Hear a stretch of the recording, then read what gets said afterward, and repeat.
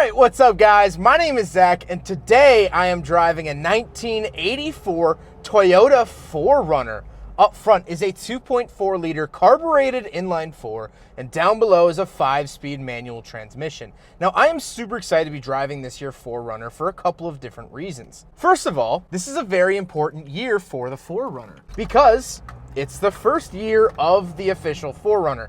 And I say official, I'll talk about it later. There was actually sort of a concept-ish car that came before the 4Runner, but again, we'll talk about that at the end of the video. This is technically a 1984 and a half Toyota 4Runner because production was actually started almost halfway through the year. And in 1984, only the carbureted inline 4 was offered, where 1985 got a fuel injection model, and only 84 and 85 got the solid front axle. So there's a bunch of cool stuff that goes into this truck, making this truck or SUV, whatever you want to call it, actually pretty rare, and I'm always excited to drive rare cars. But before we get on with the rest of the video, if you are looking to help out the channel, there are a couple links in the description below from our awesome sponsors. One of which is Cash for Cars if you're looking to sell your used car.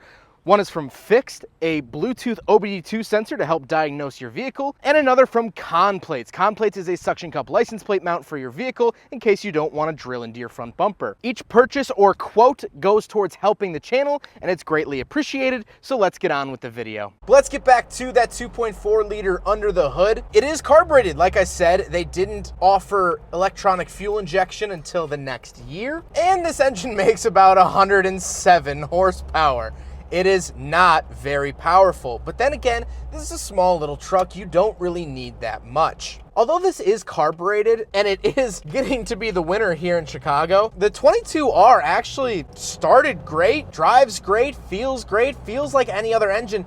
You don't really notice that it's carbureted. You do have to give it a couple pumps when you start it, but other than that, you're good to go. This is the 22R from Toyota, which annoys the crap out of me that it's a 2.4 liter, but 22R. I don't know why Toyota couldn't have done what every other manufacturer does and matches the name of the engine to the displacement, but nevertheless, here we are with the 22R 2.4 liter. Like I said, paired to it is a 5-speed manual transmission. Shifting feel is great. It really clunks right into gear. It's very satisfying, and the clutch is nice and light. I recently drove a 1986 Toyota Tercel, and the story is the same there as it is here, and whenever I drive these old Toyota vehicles, they drive exactly how I thought a car would drive when I was a kid.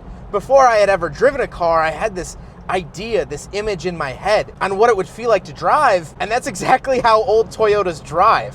I absolutely love that feeling. And last but not least, the 4Runner is 4-wheel drive, and we'll talk about that a little bit later on, but it does have that solid front axle, like I mentioned earlier, where 86 and on, they actually got independent front suspension, as well as there are manual lockers on the front hubs. But with that out of the way, let's talk about the interior. Well, in front of me, I have 3 gauges.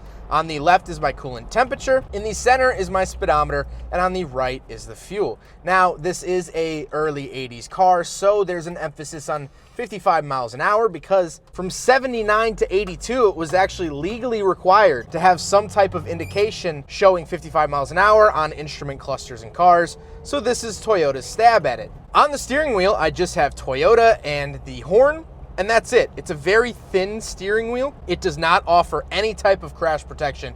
No airbag, not even a pad. Hold on though. Now that's fun. That is fun. To the left of me, I do have my gauge dimmer switch, as well as my deck lamp and a little coin storage area. And on the door, I just have the crank for the window and the latch to get in and out. Moving into the center, I have 2 climate control vents, my climate controls themselves, as well as a quartz digital clock off to the right. Quartz is actually a style of clock. It's a mechanism, some digital, some analog, and it's very, very common to find them in 80s cars. Quartz clocks were a big deal throughout the 80s. And then actually off to the right, I have instructions for the transfer case, which is interesting. No push buttons here, which I love. I love manual 4-wheel drive settings. it's so much more satisfying. It gives me so much confidence, and we'll talk about how to do that later on. Down below the climate controls, I do have my ashtray and cigarette lighter, my aftermarket radio, because the stock radio here in the 4Runner probably broke a long time ago and or does not keep up with modern tech. A little cubby below that, and then I have my 2 shifters. The tall shifter is the transmission shifter. Like I said, 5-speed, reverses all the way to the right and back, where 6th gear would be on most other cars. And then I have my little 4-wheel drive shifter to put it into 2 high, 4 high, neutral, and 4 low. Like I said, I love the actual feeling of it, and you get those instructions on the dash. Very burly, very muscular, and I like that a lot. Down on the center console, we do have 2 interesting switches. On the left, I have my rear wiper, but on the right, I have a switch for the rear power window. That's right, from the very first year of the 4Runner, it came with a power rear window. Now, this is still a thing here in 2021, but back in '84, that is super, super cool. Then I have a little cubby and the center console, meaning that there aren't any dedicated cup holders here in the 1984 Toyota 4Runner, so it fails the big friggin' bottle test. Moving on to the seats are nice and comfortable. Now, the original owner actually said that he got these out of a junkyard. I'm not sure what he got them out of, but they look like they should fit here in the 4Runner. And they look presentable, and they have the very 80s sort of buttons on them, which I think is just a funny design cue found in a couple of other 80s cars. Makes it look like a lazy boy recliner. But speaking of seats, part of what makes the 4Runner cool is that I actually have back seats. So let's go do a backseat review. All right, so we're in the back of the 1984 Toyota 4Runner, and getting through that gap was not the easiest thing to do. But now that I am back here, the seats are decently comfortable, and that's what really makes the 4Runner, is that it had back seats. And anything white you see here, starting, I don't know if you can see this, down here around, this whole white cap is removable. There's bolts up here, and it's a fiberglass top that actually slides off. I do have a roll bar back here, which is nice. But if you're familiar with like Broncos or Jeeps or anything like that, once you remove this top, which I'm not gonna do here in November in Chicago, you get a really cool open air experience. The cool thing is that these side windows actually do slide. This one needs a little bit of work, but they do slide open. So in the wintertime, if you do have people back here and you want to slide a little bit of air, maybe it's raining, maybe it's winter, whatever it might be, you can get a little bit extra air. Let's go take a quick look at the trunk, and then we'll talk about the looks. So around the back of the 4Runner, in order to actually open the tailgate, you have to put the rear window down. So I did that up front, and then pull up on this lock, and then the tailgate will come down.